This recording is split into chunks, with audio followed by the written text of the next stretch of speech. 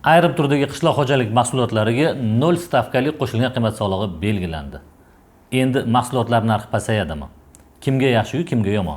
Оборотный soliq 4% dan keyin indeksga o'tsa ko'tara olmayapti-ku tadbirkorlar. 1 milliarddan keyin indeksga 12% ga o'tsa ko'tara olmayapti. Endi polniy qishloq xo'jalik mahsulotlari ishlab chiqaruvchilar uchun оборотный soliqqa aylanib qolib ketgan. 12% ga aylanadi. Stavka 4% bo'lsa 12% ga aylanadi. Nega? U qishloq xo'jaligi mahsulotini sotyapti, 0 stavka bilan sotyapti. Taklif qanaqa edi? Bosqichlar berish kerak edi. Agar juda bo'lmasa 1% qilsa, qishloq xo'jalik mahsulotini xom sotadigan 1% qilsa, undan ishlab chiqaruvchi olib turib sotishida 6% yoki 7% qo'yib bersa, undan oxirgi yakuniy iste'molchiga sotadigan chakana yoki ulgurji savdo olib borib 12% stavka qo'yadigan bo'lsa, o'rtadagi ishlab chiqaruvchi qo'llab-quvvatlanar edi va birinchi bosqich yetishtiruvchini to'liq oqqa o'tishi uchun imkoniyat yaratilardi.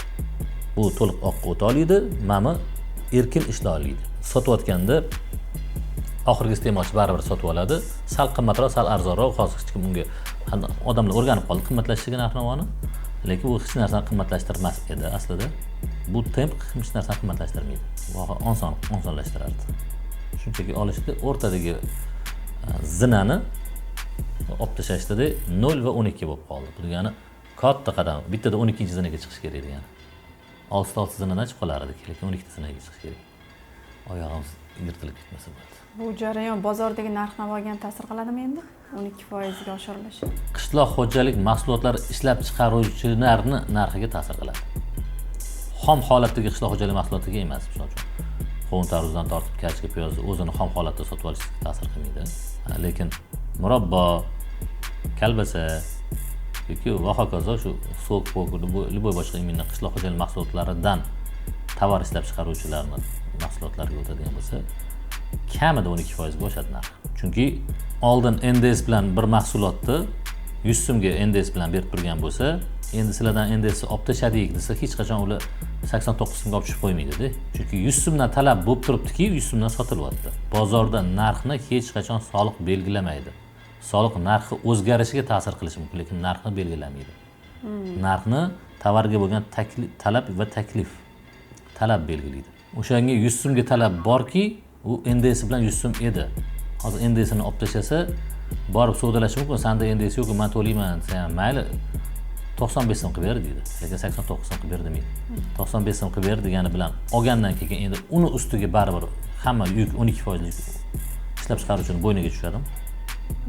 Agar boya ketganimiz, agar 0 qilingan, 0 emas, qishloq xo'jaligi ishlab chiqaruvchiniki, yetishtiruvchiniki 1 qilib turib, ishlab chiqaruvchiniki 6 yoki 7 qilinganida, ani 1 bo'lganligini hisobiga 100 so'mdan 89 so'mga tushmasdan o'sha 95 so'mga tushgan taqdirda ham ishlab chiqaruvchiniki 12 dan 7 ga tushgani bir-birini kompensatsiya qilib yuborardi. Bir-birini to'ldirib ketardi. Bir-birini to'ldirib ketardi. U ishlab chiqarib bemalol sotishga erishardi. Ishlab chiqarilgan mahsulot baribir sotiladi. Uni chakana savdoga chiqqandan keyin u 12 qo'yadigan bo'lsa, undan o'zidan orqadagi indekslar zachotga olishini hisobiga umumiy tovar qishloq xo'jalik mahsulotlari yetishtirishdan boshlab ishlab chiqarilib chakana savdoda aholiga yetib borgunicha mana shu tovar uchun 12% indeks to'langan bo'lardi. Даже 13% to'langan. Qishloq xo'jaligi 1% to'laydi. Ishlab chiqaruvchi 6 yoki 7% to'laydi. Sotuvchi 12%. 12% to'laganda mana 7% ayirib tashlaydi. Shunda jami bu 5%, bu 7% to'lasa 12 bo'ldi. Qishloq xo'jaliginiga 1% bilan 13 bo'ladi. Byudjet yo'q deganda 10% ga oshardi. Narx ta'sir qilmaydi. Ishlab chiqaruvchiga ishlash komfortli zona bo'ladi, juda ham oson bo'ladi. To'layotgan soliqlar ham qimmatga aylanmaydi. Sotuvchi uchun hech narsa o'zgarmaydi. Xaridor uchun ham deyarli hech narsa o'zgarmaydi va eng birinchi yetishtiruvchi to'liq oqqa o'tib ishla oladi. Oqqa o'tishining natijasida nafaqat u 1% ga soliq qo'shishi, balki oqqa o'tishining natijasida bir necha barobar byudjet daromadlari o'sib ketadi. Hozir bu holatda endi meni kutuvim qanaqa? Bu holatda mayli. Negativ aytmaylik, ko'ringlar vaziyatga aytamiz. Lekin meni kutuvim bu yerda hozir oqqa o'tadi degani bilan o'ta olmaydi, chunki o'rtada ishlab chiqaruvchiga qiyin bo'lgandan keyin baribir menga naqd bera qol deydi. Nega menga 12% solig'im bor, og'irlik qiladi. Endi yashirish birinchi bosqich yetishtiruvchiga emas, ikkinchi bosqich anaqaga o'tib ketadi. Ishlab chiqaruvchiga o'tib ketadi. Shunaqa muammolar bor.